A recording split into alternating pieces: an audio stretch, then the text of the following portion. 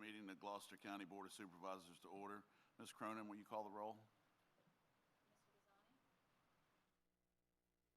Here. Here. Mr. Hudson? Here. Dr. Ward? Here.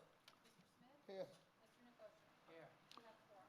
All right, will you all join Mr. Gibson in the invocation of Pledge of Allegiance, please? Let us pray. Heavenly Father, we are grateful for the many blessings that you have provided to Gloucester County and its citizens.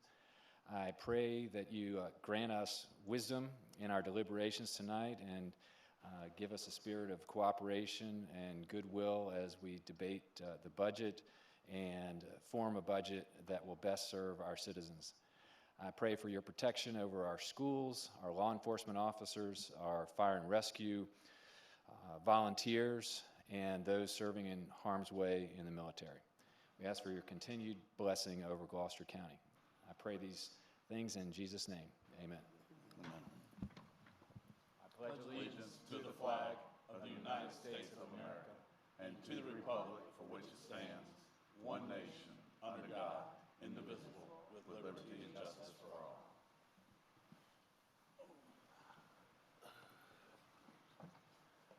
Mr. Bazzani's right here, and Ms. Steele's in the parking lot. She'll be right in. Thank you.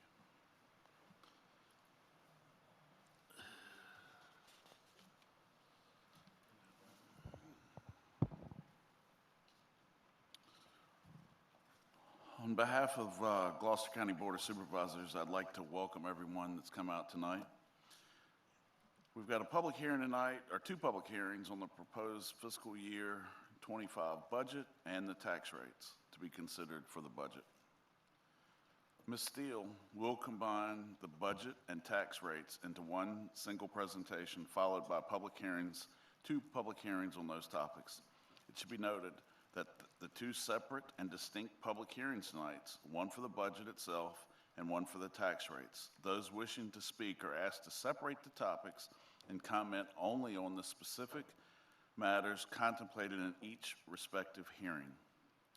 You may speak at both of the public hearings if you wish. When you address the board, if you would please clearly state your name and magisterial district. Please limit your comments to 3 minutes so that everyone here wishing to speak may do so, and the county attorney will be our timekeeper. Board members will not entertain questions regarding the topics of the public hearings, but will take your comments into consideration during their deliberations on these items. Board members will have the opportunity to make individual comments if they wish at the end of the public hearings. The board will take no action tonight at the meeting on the tax rates, as the board will be meeting over the next couple of weeks to analyze and deliberate on alternate solutions. We plan to adopt the budget on Monday, April 15th.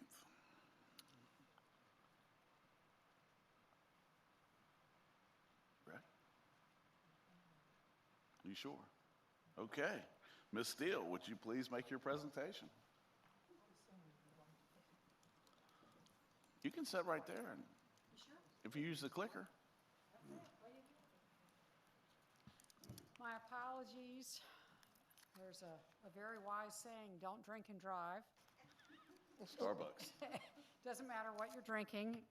If you spill it, you have to go home and change clothes and be the fastest dresser that you've ever seen. So my apologies. There's nothing like getting your stress level up.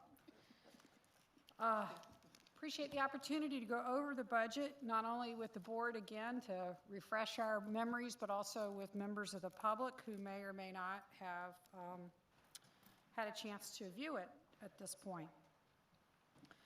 I have, from those who do remember what it did look like, it's the same budget, it's not changed in the proposal, but I have added a few additional, additional slides and made some minor edits that I'll point out as we go through. The highlights of this budget are that we are have a request for a 3.2% COLA. There are a few selective staff additions and promotions. There's support for our existing external agencies and partners that we rely heavily on for providing additional services to the community.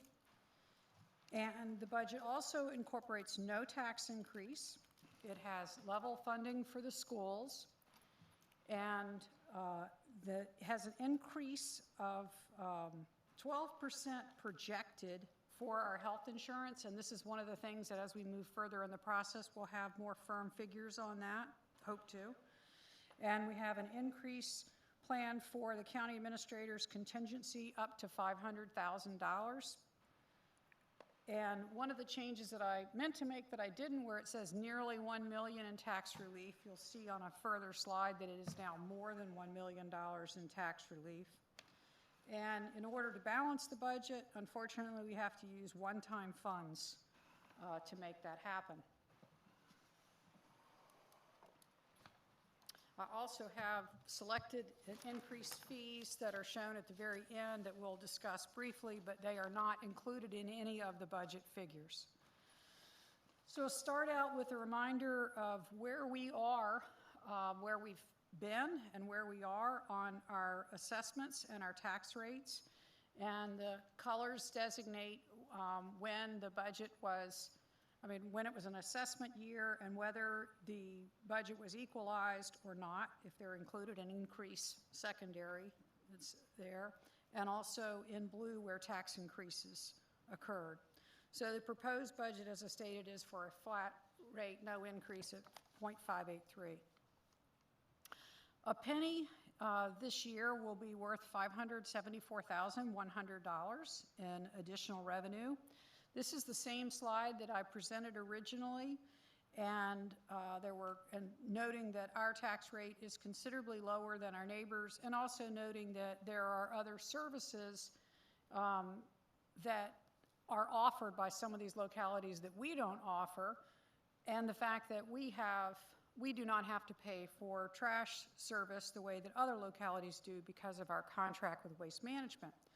The board asked me to come back with some additional figures and to not really consider that we're not similar to cities because of the roads and the public works additional responsibilities.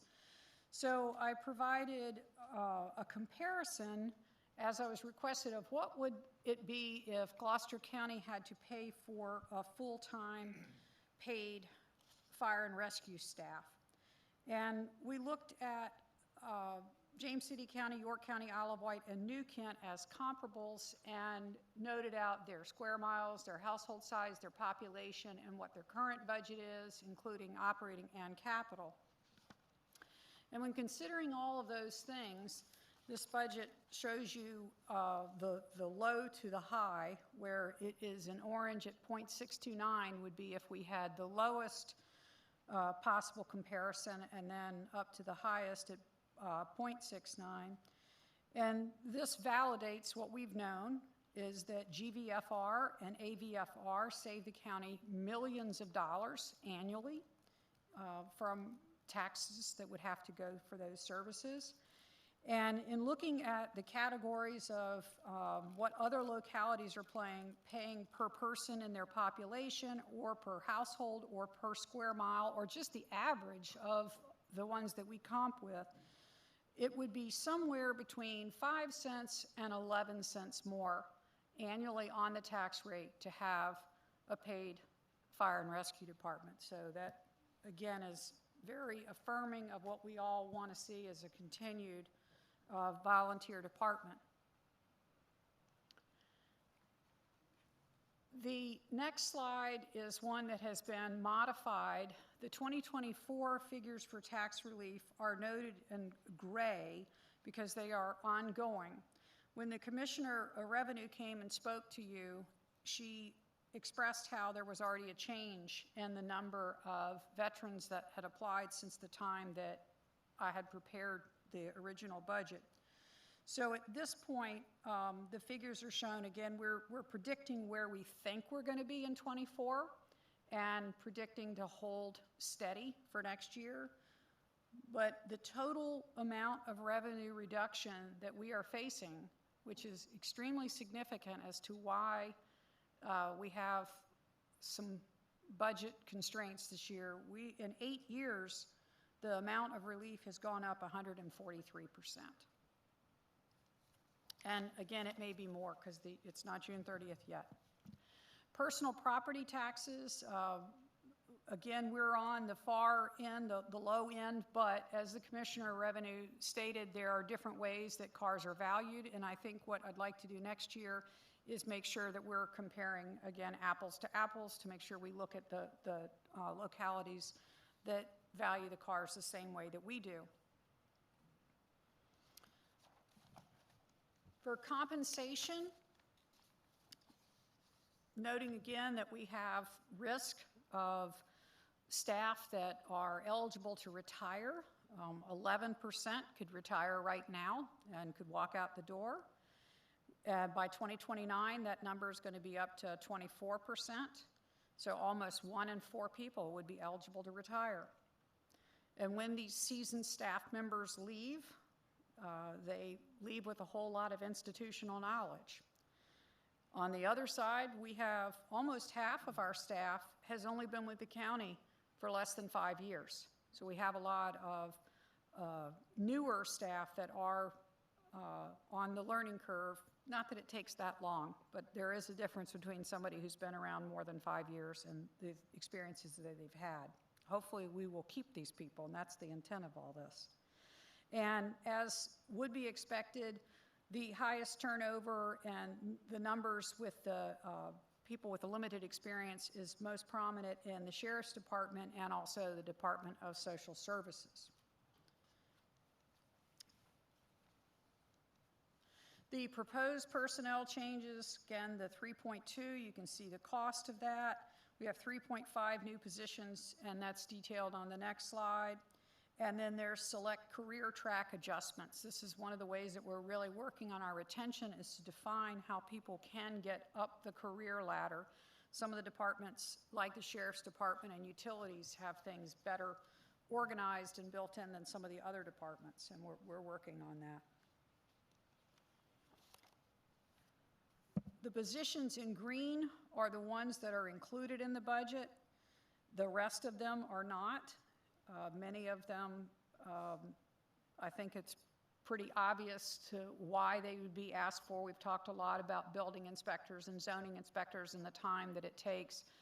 Those who've served on the Social Services Board know of their shortage, and I mentioned that I'm very concerned about our IT position, and if there was one more position that I had any say-so on funding, that would be the next one to go, would be that network analyst, that senior level that we don't have currently. So again, the positions that are recommended and the amount after considering that the social services position is a shared one is there at the bottom. And I didn't turn this green, but that is a green position as far as under the Utilities Fund, a recommended new position. Again, this was something we had planned for in the 10-year plan, but we had to move it up. And the position will be at the water treatment plant to help reduce the amount of overtime and to help with the long hours that they often have to work. So 2 of these slides, I didn't want to take them out because I anticipate that we'll be bringing them back next year, and that's showing that the board is due for an increase to be fairly compensated, but because of legal requirements, it cannot be considered in this fiscal year. Moving on to the general fund, where most of our business is done. We are down, and the reason that it is down from the 24, although I'm looking, it's not down, and I have that, but we have less debt. I should say that the increase is not higher. We have debt retirement, we have less capital spending, and we have increased money in the CSA. And I apologize, this is our revenue accounts that are coming in. Yes. No. Transfers out, it's the out. There are so many of these different funds, and Like I said, yeah, and there's more to come. But nothing's changed since the last time I was presenting. The FMRR, which we also provided some follow-up material on after the first presentation of the budget, we have more requests than we can afford, and so this is where the cut to balance the budget is made, and so there are $363,136 of maintenance-type projects that will have to be postponed with the proposed budget. Now to the revenue. We will be making adjustments as we hear more, especially about what will be coming from the state. And I've got, Maria did get the comp board amount, so I do have the final slide with what adjustments we do know. Met with the superintendent again today. We're all on pens and needles to hear what the governor is going to propose, and very hopeful that it will be a better situation than what the school board presented as far as being able to meet their request. And also, let me just flip back for just a second. We mentioned at one of the other meetings, and we said, we'll keep reminding you because it's one of these things that we'll forget about with time and go, well, how did this happen? We are anticipating that our carryover funds are going to be greater. So back when we go to October, whenever we're doing the final figures after the audit, it's going to look better, and that is because of the vacancy savings this year. That's a good thing because that could help us with our capital improvement requests the following year. So here we get into, again, some of these other funds.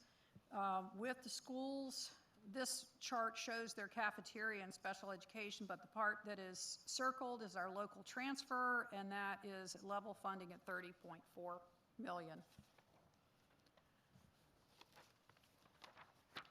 This shows the school's budget with the debt service. It excludes the cafeteria and special education, but you can see that 30.4 again, and also the debt service that's provided, the 3.2 from the general fund.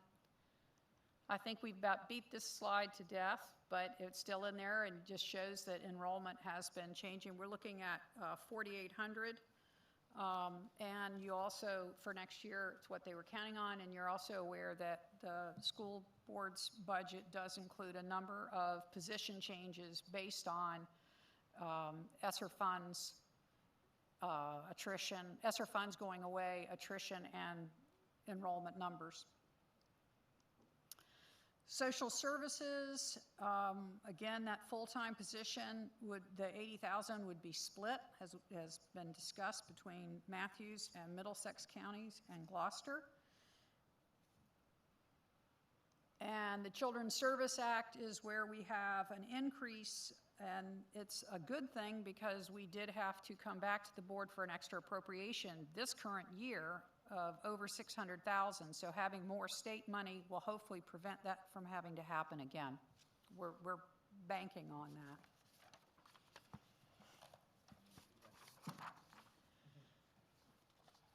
The capital fund, we'll talk in a few minutes about the proposed items, but the state funds that are highlighted or FY25 proposed budget, this will be looking at grants coming in, and so we would not be spending that unless the grant comes in. And the fund balance, we are trying to accommodate the schools with the leftover funds that they have from their school bus purchase and the air condition renovation to add that back in. And so that's already accommodated in this budget. And the board has seen several presentations on the opioid abatement fund, and that's a fluid amount too, in that we are getting additional revenue and it'll be held in reserve and it will be spent appropriately. But I think, since this came out, we did receive the announcement of our additional funds that are coming in from the stores.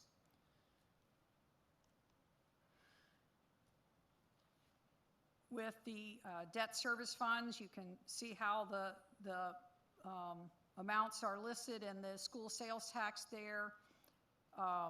That is the regular school sales tax that has always been a part of the budget versus our special school sales tax, which is this slide. And you'll note that transfers out in 25 for school sales tax that we're really starting to get into making payments, and we'll still have our reserve and still be accumulating. The sanitary districts are in better shape than they have been in the past. One of the things that happens with is we've had, and I'm going to knock on wood that I don't ruin it for us, but we've had less streetlight car crashes and things like that that happen on Main Street that create additional expenses, often recovered with insurance funds, though. So at the end of the year, we propose that we will be adding $732 to the fund balance for the first district, and for the second district, that we would be adding $85.68. Mosquito control also in good shape there. We did spend fund balance previously. That was for our move, but we will be adding $3,100 into fund balance. Mr. Chair, ask a question real quick. Are the citizens allowed to add the one extra penny for the mosquito truck to come onto their yard? Do we still have that program in place? So if there's an area that wants to be added, they have to do like the petition thing, Right. get everybody on, so it's not like a per yard. Okay. But I think as far as exactly, people have all different kinds of driveway links and yard links. I would suggest that they talk with the department. Because we used to have a program where you add an extra penny to come for them. Well, to come they to do their yard. pay for it, for having the service, but as far as whether they're driving down your driveway and whether that's a loop, Got it. or how they Okay. can, it's different situations. Thank you. And there's also, we talked about this offline, the staff, because the mosquito district line goes down the road. So people on this side are paying for it, but spray may be going over here, but they're not in that district. So that, at some point, there's this dividing line that just happens. And the utilities fund, and I'm gonna look to Maria to make sure, and Katie, but this did include the request that the board has approved, and we banked on that in there for the additional equipment fee and also the change in the sewer system structure. Had y'all not done that, we would have had to make some adjustments there, obviously. Capital improvements, you'll recognize the very long list of requests for the 5-year term, and adding up to 29, and if you recall, we did do some category switching between what items were PAYGO and which ones were debt. And so the PAYGO projects, the total cash spending for FY25 was a request for $6.3 million, and we were able to immediately make some changes because the lock set replacement program and the sidewalk project for the schools were being funded by a current state source that they have. And then there was the $160,000. We are hoping that we will get the grant that does not require a match, and took that out to try to put something else in case, because we needed to. And we're, like I said, we're hoping, and there's no news on any of those grants yet. So the recommended PAYGO projects include a reduction of what was asked for, but to continue our paving program. We cut 2 of the projects back.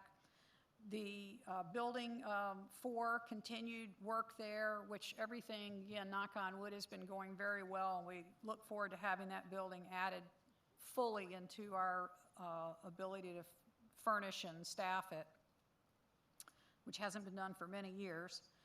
We have the elevator replacement and refurbishment program, which will be going elevator to elevator for a few years until we finish all of them up. The generator replacement for the courthouse, and that's because of aging, that it's time. The $128,000 that I mentioned is hopefully going to be from a VDEM grant. And then the ADA improvements are within the parks, and that should pretty much finish up the ADA improvements for all of our parks. The historic building preservation, that is a designated fund from our lodging tax. And then the sheriff's office, they are due for their replacement of their tough books that they use within their vehicles and for reporting and everything else that they're doing through their jobs. And then the school bus replacement program. With this, we cut the budget, but we were able to put more back in, but it still was only like 95,000 more. And again, that 40,000 of carryover funds of what they haven't spent this year. That leaves a number of projects being pushed back. And when you consider what is being pushed back, along with the inflation, it would be 8.6 million needed next year to handle the 25 leftovers and the current 26. And we normally are trying to fund 2 million a year. There are no debt projects that are recommended for FY25. So everything is on hold. Again, we hope Gloucester Point Beach will be grant funded, and the sports complex, the little bit of good news on that is with the state funds that they're at least going to be able to address the team room where the wrestling is and fixing that up, because that is a classroom, and so it qualifies for the funding for that. And that'll be done before June 30th. The utilities capital needs, you've seen these in not just this 5-year plan, but in the 10-year plan. And you recall that we are proposing to use development fund also. So the total for year 1 is 1.8 million, with 560,000 of that coming out of the development funds. The external request, again from our outside groups, this is shows the budget that they have right now, their request, and then the proposed, so it's just about 41,000 short of what folks asked for. And that's identified in the difference column, most of it being inflationary, or they were a new request. And with the limited funds, we didn't take on anybody new. Fire and rescue contributions, just to reiterate that the county board is the county and county staff, very supportive of both of our fire and rescue departments, and that the contributions are here, noted over 5 million, and I would like to thank Gloucester Volunteer Fire and Rescue Department again for their willingness to take a second look at their request and to cut the part-time staffing in half, and we split the difference, so that helped again with balancing the budget. If we still were having to pay that $227, I'm not sure where it would be coming out of. Besides the fact that we have less revenue, and we will not make our real estate revenue for this year and didn't make it last year, we are also fighting inflation, just like homeowners and everybody else, but in a larger capacity because of the volume of things that we deal with. So these two charts just show the effect of fuel and electricity. And then these are on our contracts, like for our software programs and our health insurance.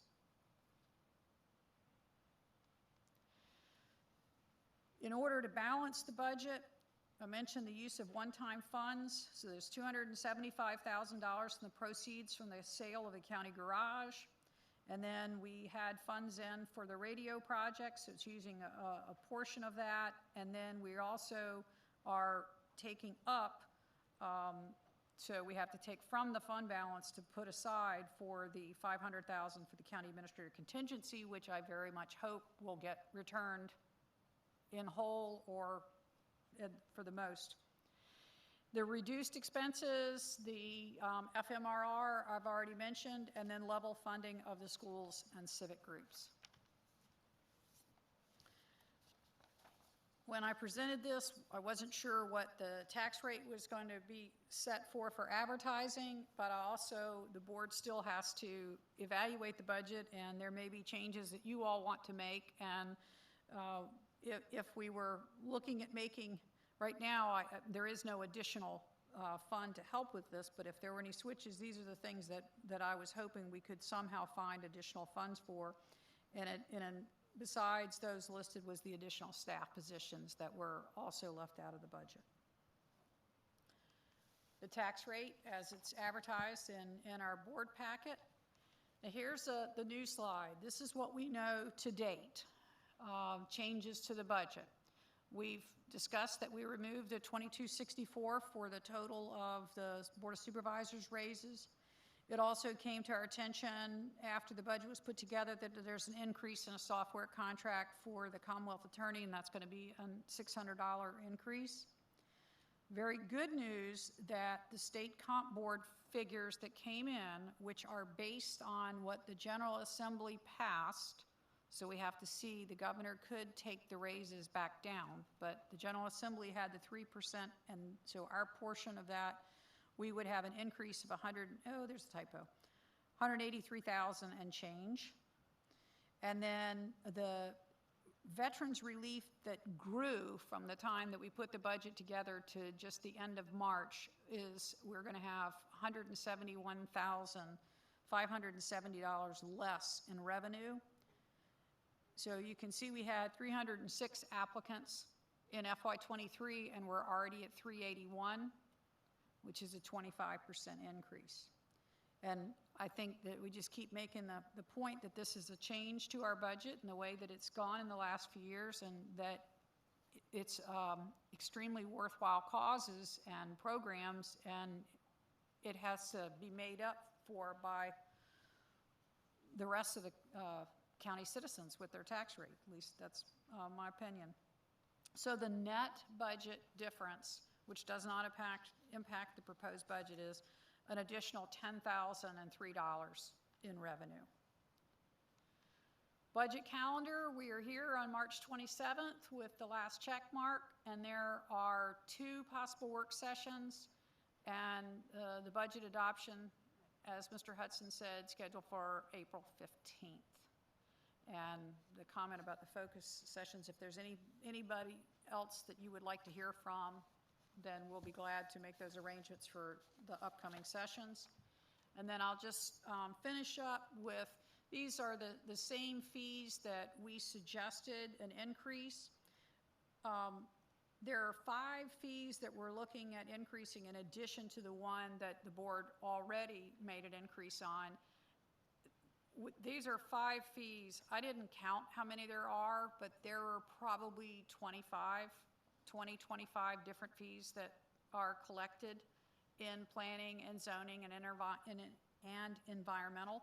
So when we were looking at these, we very carefully picked these out purposefully by the numbers that were being handled and the age and how long it had been since they had been increased. It's not going to make a huge impact, but $17,000 is being paid for by everybody else.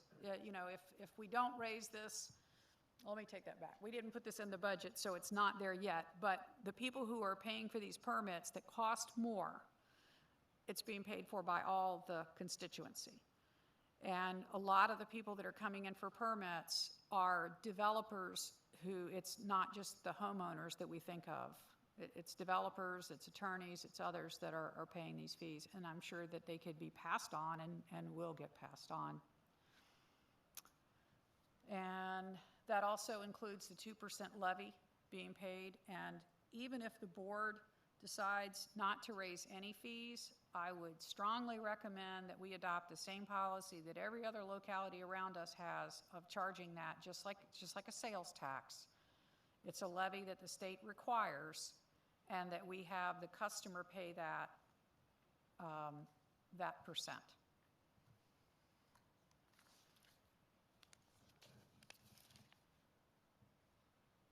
And those were just examples of what that it's not a huge amount of money. It may seem like a lot when you talk percentages, but because these fees are small, it's not that much money. Thank you very much. I appreciate the opportunity to present this information again.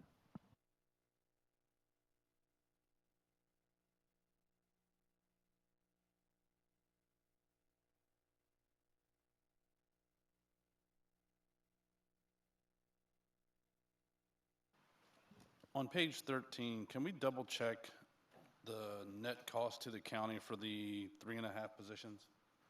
And it doesn't have to be done tonight.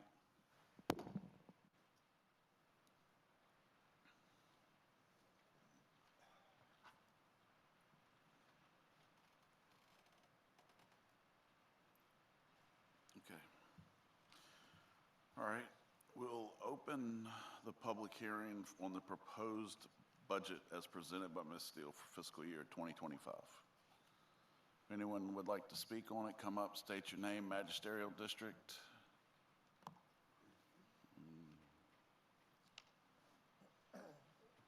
Hello, my name is Kate Swanson. I'm representing Gloucester Arts on Main. I believe we're in the Ware District on Main Street. And I just want to thank the county for their support of Arts on Main. In October, we were awarded a $9,000 Creative Communities Partnership Grant through the VCA. It combined county and state money, and it has made a huge impact for Arts on Main and the community. If you're not familiar with us, we offer free before-school art enrichment programs at all 5 local elementary schools. We offer free senior art programs at 3 local assisted living and nursing facilities. And we have offered in the past 12 months over 100 classes, including free summer camps for youth and teens. We've got close to 4,000 people coming to Arts on Main Street. They visit local restaurants, local stores, and these include people from the Middle Peninsula, the Northern Neck, York County, Williamsburg, James City County, and even as far as Richmond. So thanks to these grants, we are so grateful that we're able to offer all of these different services to the community and bring so many people to our wonderful town. Again, thank you for the support and including the support that's in this year's budget. We're very grateful. Thank you.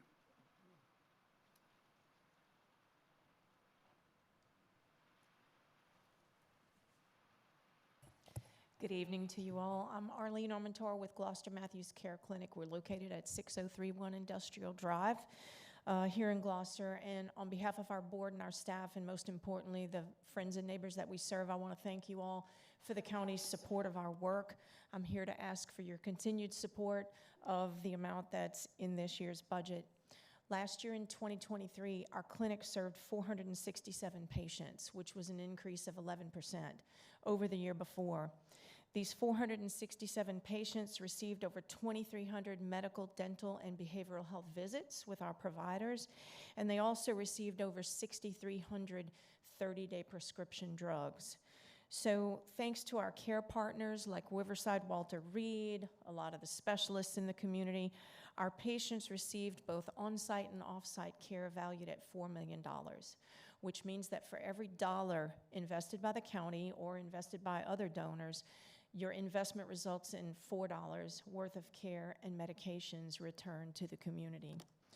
In our most recent strategic plan last year, our board renewed our commitment to address any unmet health care needs in the community. And I came to you earlier this year and told you that we learned last year that there was no local blood draw option for many, many of our residents who have Anthem insurance, Aetna insurance. We learned because our Medicaid patients were having to drive an hour plus each way to go to either Tappahannock, Newport News, or Williamsburg to get blood drawn. So we established a partnership with LabCorp so that we could start a local blood draw option for the community. I'm here to tell you it's going very well. Only 3 months into a 6-month agreement with LabCorp, but the feedback from the community is very, very positive. People are grateful to not have to drive an hour each way. They're not missing as much work to go and get basic blood labs drawn, and the other added benefit is that it's bringing people into the clinic who had never been into the clinic before, so they're learning about what we do and the services that we provide. So we're grateful to be able to do that. We're hoping to continue that. And so I just want to say how much we appreciate your support and everybody who supports the clinic, because the clinic is really a lifeline for the people who do rely on us. And we ask your continued support this year. Yes. I have a quick question. This thing is reverberating really bad. Do you continue to bill healthcare.gov and Medicaid recipients so that would help with your funding? The only insured patients we have are through Medicaid. We don't accept people who have healthcare.gov plans, so it's Medicaid only. And yes, we do bill Medicaid. Last year, I believe our Medicaid revenues were about $75,000 on a budget of just over $1 million. So it's about 7% of our budget. And we're happy to provide Medicaid care because sometimes patients may have trouble finding a local provider who accepts Medicaid. There's a real challenge right now with dental for that. We are hoping to be able to expand our dental program. Right now, we're only taking care of uninsured patients in dental, but we get calls every day. We're hoping to be able to provide Medicaid services for dental at some point within the next year, so we can address that need. Thank you. Thank you all very much.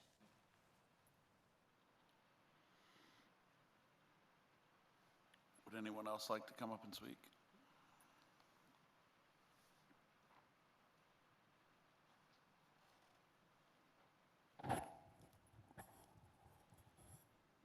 Lawrence Cohen, York District. Good evening, members of the board and citizens of the county. Particularly hopeful that many of you are watching on the television for this important thing and not just ignoring it. When you look at that budget, and I looked at the budget, it had CIP, expenditure, and a proposed budget. What was not in those documents, though, was a firehouse for Gloucester and a bunk extension for Abington.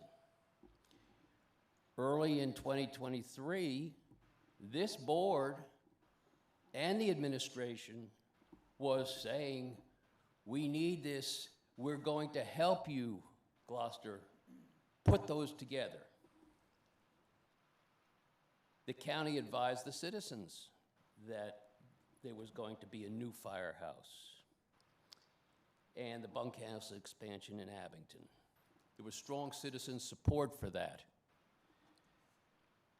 You heard Chief Clements speak that he bought equipment in anticipation of that approval that he now has no place to store. And he made capital purchases other than the equipment. Now, the cost for those two projects was $13.1 million.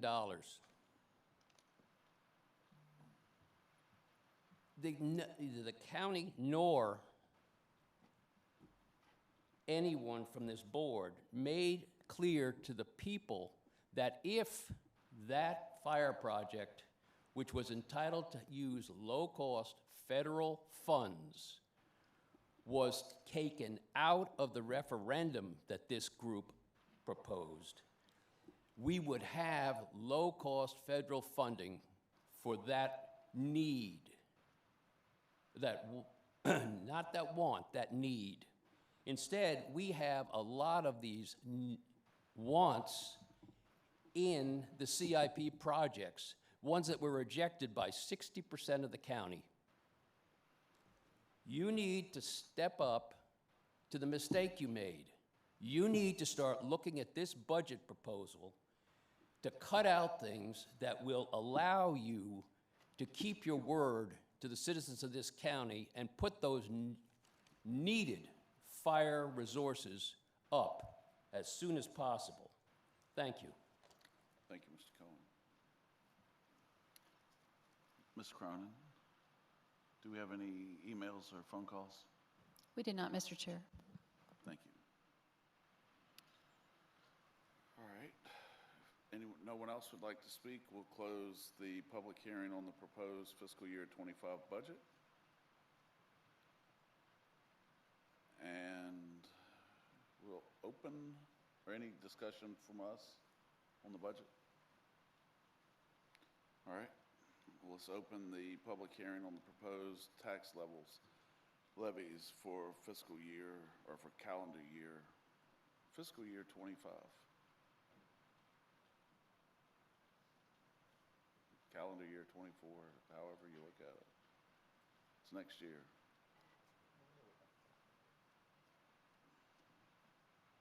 Would anyone like to speak? Okay, don't all run up at one time. You're gonna slip and fall.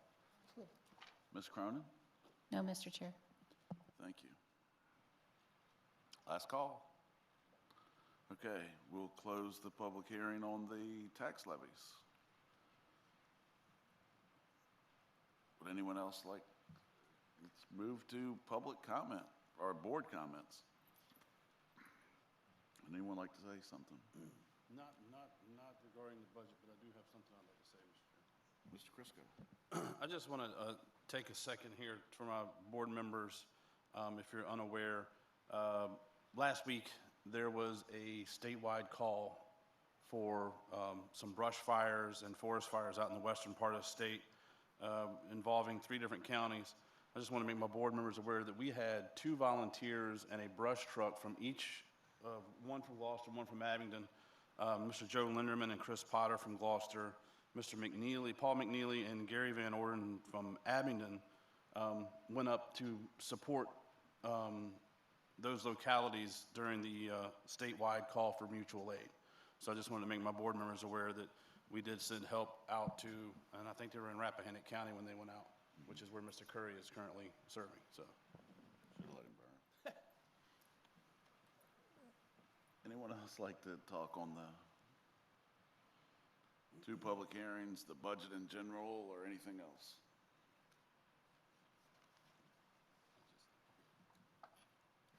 We have multiple meetings still set up, and I think we should at least, and I don't care which one, but we should probably have some decent conversation at one of those prior to adopting, being that we haven't had much of an opportunity to really work on what's been proposed by Ms. Steele. Well, I'm going to take over from Ms. Steele a second.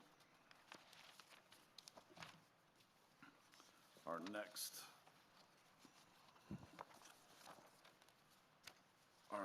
2 proposed meetings are April 8th and April 11th. And with budget adoption being April 15th. So on Tuesday, the 2nd,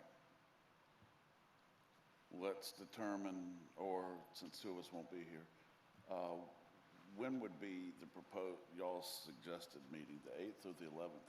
Do you want us to keep the 8th and then keep the 11th as a possible work session? Dr. Orth? Yeah, let's do the 8th and keep 11th in the back pocket just in case we need it. Okay. Mr. Chair, just to point out, and I'm fine with that, we're ready for any, but we will not most likely have the governor's information, so you can discuss, what we have, but we probably will have additional information, especially on the schools on the 11th. We hope. So, I think Mr. Crisco brought it up, that I think it's the 8th is the date that the governor does have to respond. to vetoes. And we should know, we'll know what he's potentially vetoed or changed in the budget, but we won't know any of the other information on the 8th. But I think we have enough work to do ourselves that we probably need to meet the 8th and discuss what our high priorities are. So, Honestly, depending on what happens between the 8th and the 11th, I could see, I think next year we need to have the budget adoption a little later in April myself, to give us more time.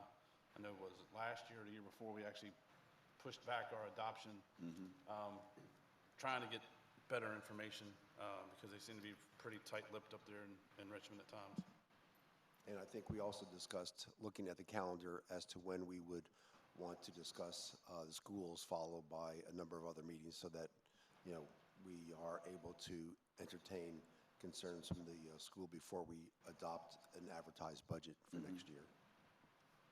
And And while we're speaking about budget changes, Ms. Cronin, when you're putting together the calendar for next year, could you check make sure it doesn't coincide with school spring break in case some of the board members have to travel with family that week? Thank you. Well,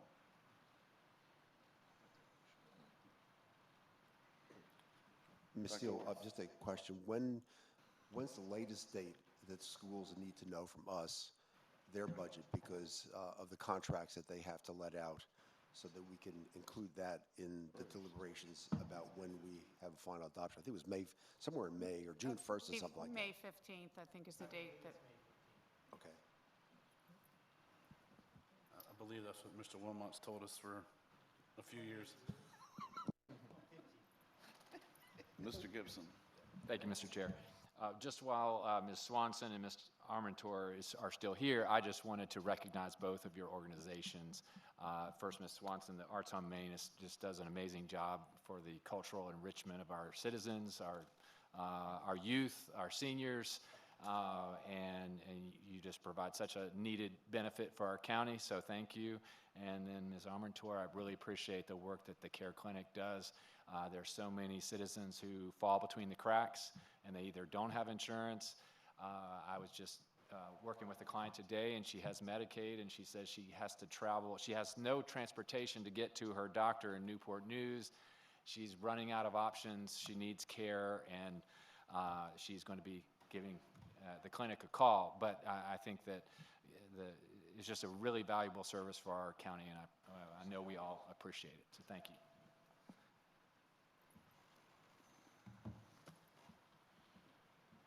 Mr. Nkosi. Mr. Chair, I would like to also thank the clinic for their work with LabCorp. As somebody who has to have their blood drawn on a regular basis due to my disability, that is a welcomed addition to Gloucester, and I hope that we can continue that relationship.